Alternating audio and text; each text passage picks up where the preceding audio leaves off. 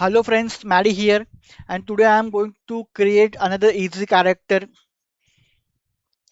Today I am going to create this character in Blender. So let's start.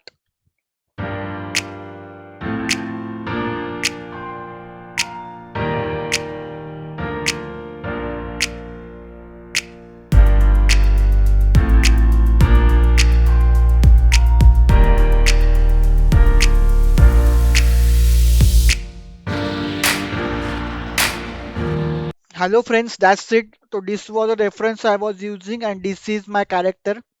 This was a reference I was using and this is my character. If you want, you can drag his face little bit up.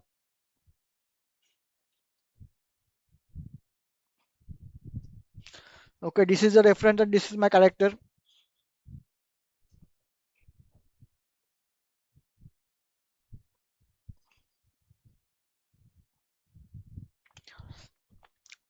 So I hope you guys like this video. Stay tuned to my channel for more 3D modeling videos like this. Also some gameplay of some games which I have. So stay tuned to my channel and I will see you in my next video. Bye guys.